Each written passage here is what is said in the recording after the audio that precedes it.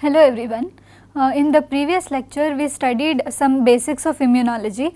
In today's lecture we will look at immune responses to biomaterials and how we can design immunomodulatory biomaterials to elicit desirable responses from the host system to your biomaterial. This lecture is presented by me, Vasudha, an MS scholar in Dr. Vignesh Muthuvijayan's lab. So, in inflammatory responses to biomaterials, it has been observed that the duration and the intensity of the inflammation or the wound healing response is dependent on various properties of the materials such as the material's physical and chemical properties, its size, shape and other biological aspects. And the inflammatory response to biomaterials is a measure of the material's biocompatibility, and in response to the material's placement in the host system, various chemicals are released from the plasma, the cells of the injured tissue, and these chemicals mediate the inflammatory response. So, these are the different host responses towards biomaterials. So, upon biomaterial implantation which is done through a surgical procedure, there is an injury accompanied by the implantation. So, in response to the injury, an inflammatory response is initiated in the host system, and this starts with the formation of a provisional matrix usually which is collagen deposition. Or if you are implanting engineered cell material hybrids, the cellular component of the material elicits an adaptive immune response from the host. Or if you are implanting degradable materials, degradable devices or implants, other than the material itself, its degradation products and the surface changes that occur on the material can elicit various immune responses. So, within a few nanoseconds of the contact of the material with the tissue, various blood proteins and also interstitial fluids get adsorbed onto the material surface, and this layer of proteins determines the activation of various pathways such as the coagulation cascade, the complement system, and also causes activation of platelets and various immune cells. And this protein layer also guides the interplay between these pathways, which results in the onset of the inflammatory response. So, at the onset of the inflammatory response, fibrinogen can get adsorbed to the surface of the biomaterial, and adhesion of fibrinogen onto the biomaterial surface can induce some conformational change in fibrogen, hence exposing some integrin binding domains, and these domains can then bind to various phagocytes and causing their activation and thus initiating an inflammatory response. And another class of proteins are serum proteins, the complement proteins, which are involved in immune response. They get activated upon binding to materials via three different pathways, the classical, alternative and the lectin pathway. And in case of biomaterials, it is the classical and the alternative pathway that are generally activated. And activation is also always associated with the biomaterial adsorbed protein layer. So, immunoglobulins such as IgG can bind to the protein layer which is adsorbed onto the biomaterial surface and help in attachment of various complement molecules, and the pathway activation is initiated when other members of the pathway are cleaved by coagulation cascade members, and hence causing the onset of the inflammatory response at the site of implant. So, the onset of the response results in mast cell degranulation, increase in vascular permeability which causes extravasation of immune cells into the tissue, attraction and activation of granulocytes and monocytes, inducing the release of reactive oxygen species, and platelet adhesion and activation on the biomaterial surface, which can propagate the coagulation cascade. And the coagulation cascade and the complement system closely interact with each other at the biomaterial surface and modulate each other's activity. And the crosstalk between the two systems operates synergistically in inflammatory cell activation. Also, ECM adhesion proteins such as fibronectin and vitronectin can attach to the biomaterial surface and are critical in regulating the inflammatory response to biomaterials.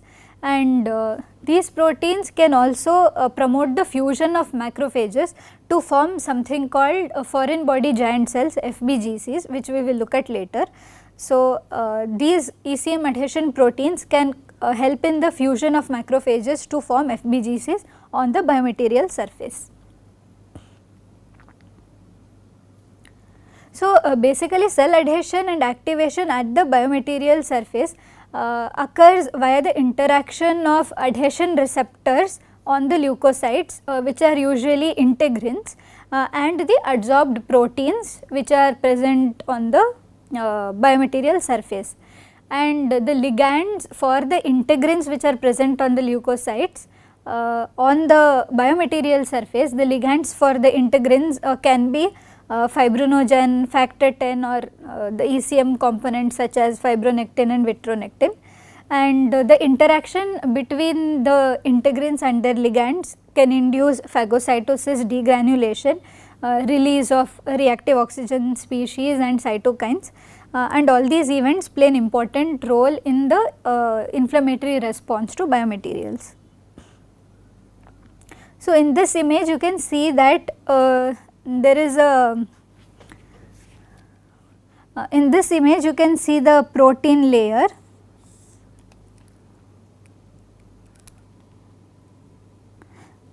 In this image you can see the protein layer to which molecules, blood proteins such as fibrinogen or ECM components such as fibronectin, vitronectin can attach. And here you can see the different systems, the coagulation system, the complement system.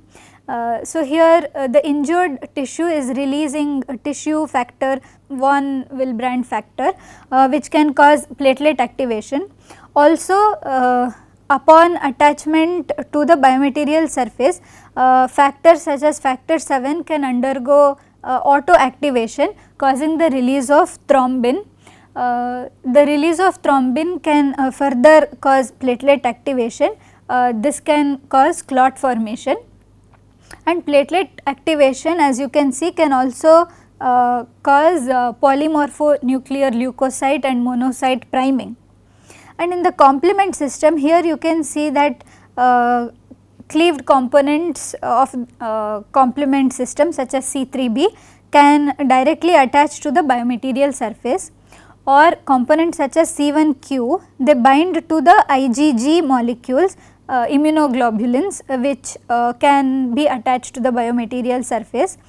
And whether the complements are being activated by the classical or alternative pathway, they all converge at C3 convertase, which can then release anaphylatoxins such as C5a and C3a, which can cause PMN and monocyte priming.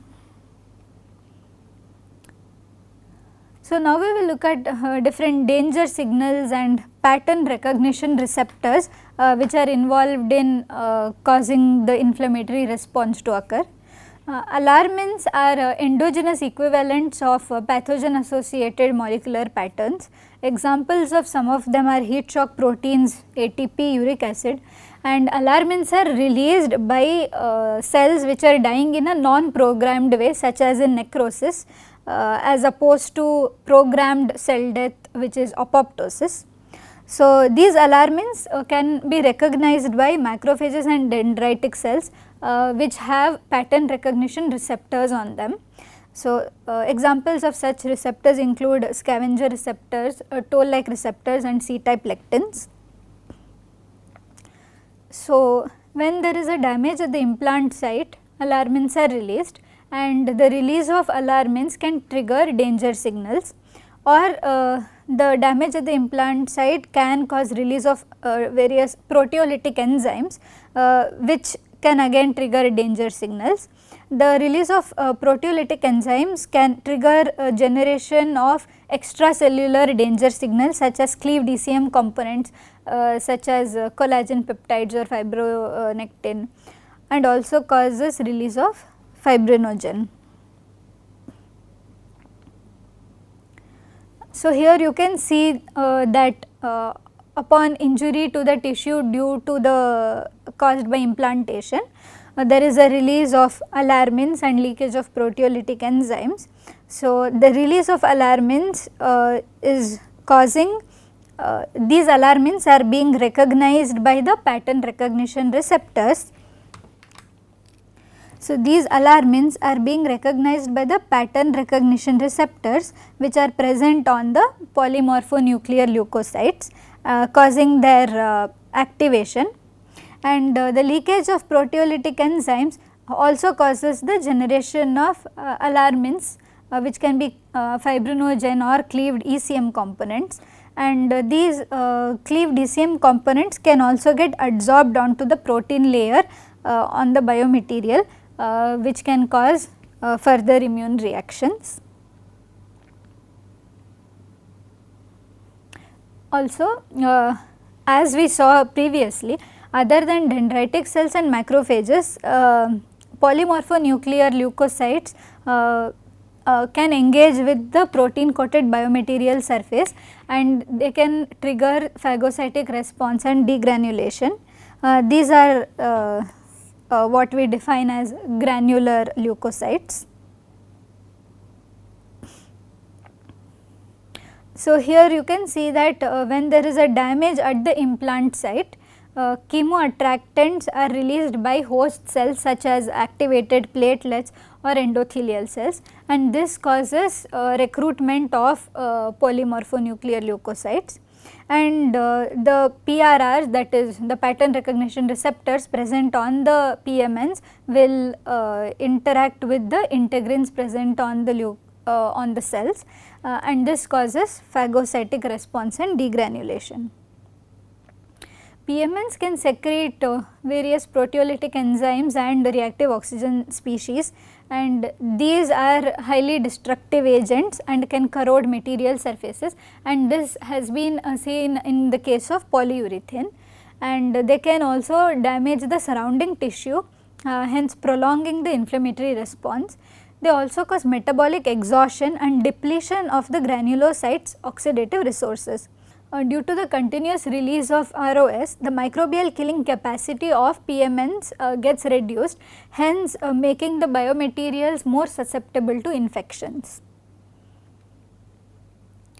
PMNs are also a significant source of immunoregulatory signals such as interleukin 8, as you can see here, and autocrine attraction by interleukin 8 has been shown to prolong the presence of granulocytes within chitosan materials.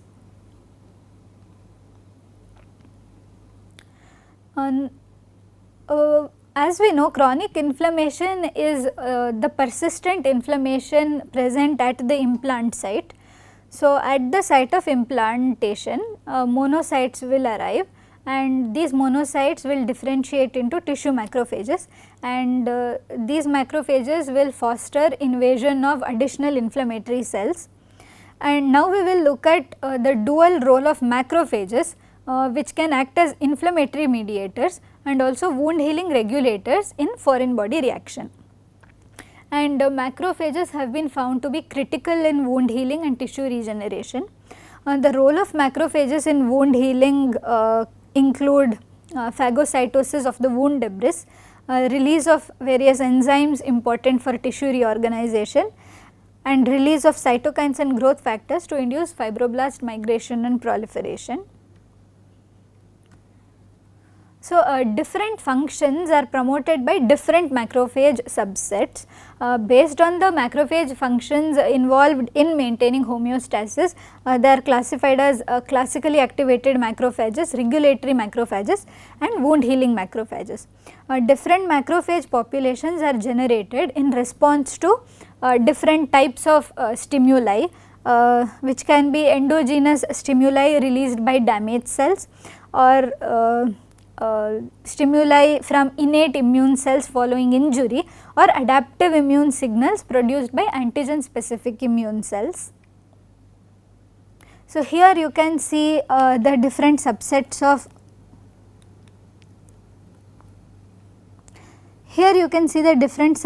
of macrophages, the wound healing, the regulatory and the classically activated macrophages. So, therefore, macrophages are a heterogeneous population of cells with different phenotypic profiles. So, we can make use of we can design immunomodulatory biomaterials that can activate a particular phenotypic profile of macrophages. So, now we will look at foreign body giant cell formation by macrophages. So, macrophages that attach to a foreign material show a classically activated phenotype, where you can see like heightened phagocytic activity and release of inflammatory cytokines. Usually like single macrophages can phagocytose a foreign material of about 5 micrometers in size.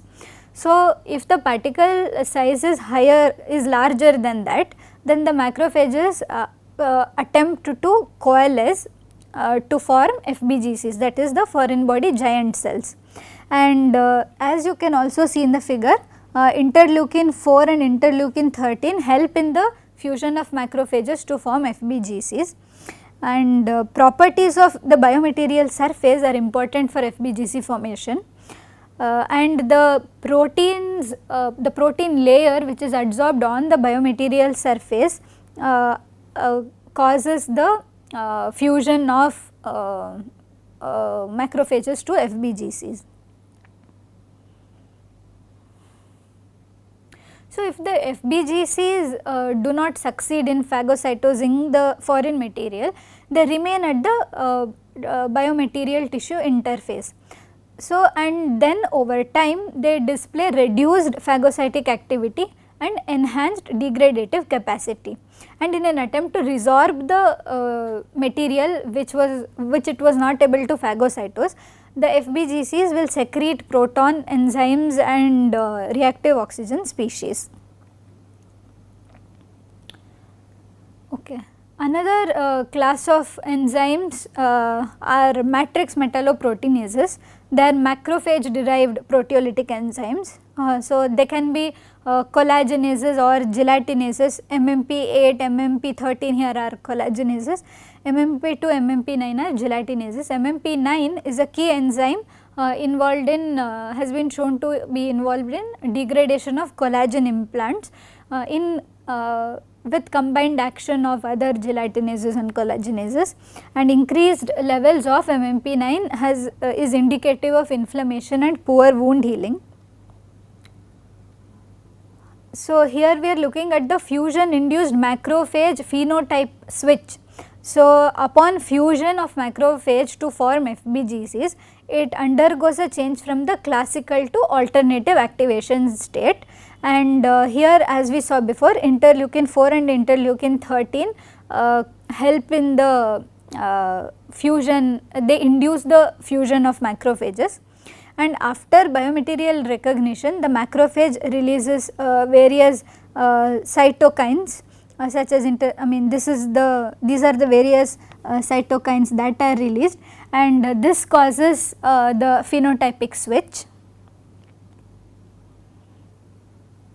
At the site of implantation, FBGCs produce anti-inflammatory cytokines also, such as interleukin 10 and interleukin 1 RA. This immunosuppressive activity is counter-regulated by proteolytic and pro-oxidant microenvironment, which is caused due to the release of reactive oxygen species and degradative enzymes.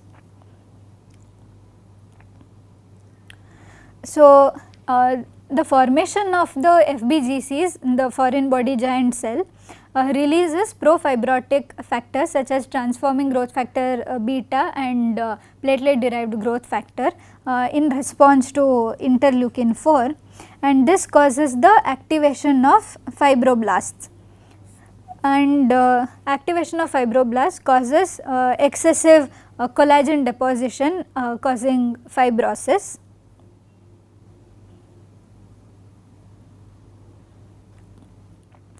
Now we will look at dendritic cell responses to biomaterials. Biomaterials activate dendritic cells by triggering receptors and signaling cascades of the pathogen recognition system. Dendritic cells may sense materials using the pattern recognition receptors present on them, such as the toll-like receptors and C-type lectins. And the ligands for these receptors are the danger signals coming from the adsorbed protein layer on the biomaterial surface. And different polymers show different effects on dendritic cell maturation and activation. So, therefore, depending on which pattern recognition receptor is engaged, DC maturation can be promoted, which leads to immunity, or can be inhibited, which leads to tolerance. So, immunogenic dendritic cells prolong the immune response to biomaterials and delay wound healing, and tolerogenic dendritic cells downregulate the immune cells and resolve inflammation. So, what we can do here is, if we are able to induce the tolerogenic dendritic cells at the implant site, then we can limit the immune response and promote wound healing and integration of the biomaterial into the host.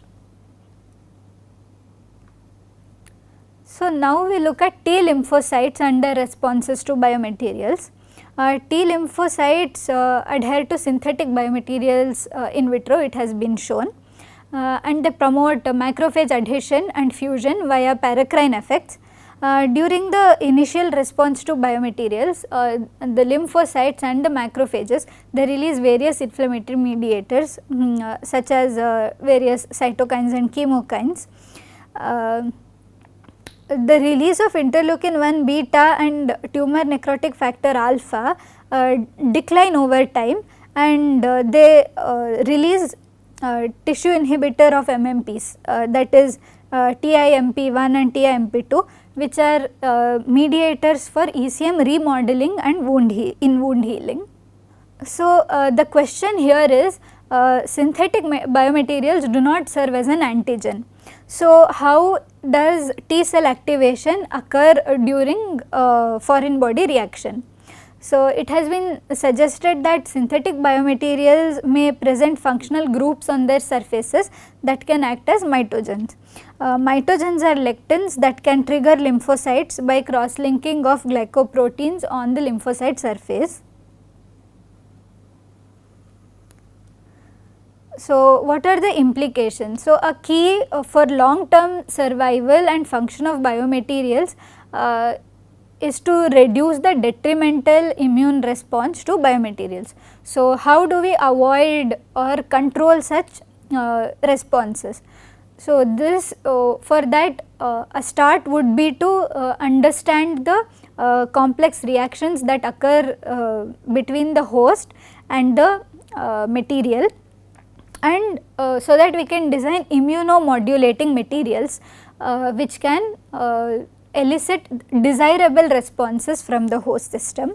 An example would be minimally inflammatory scaffolds which can elicit desirable B cell and T cell responses, and biomaterials are being developed to direct specific immunological processes, and major properties of biomaterials to direct immunity are physical dimensions of the material, its epitope content and its multivalency.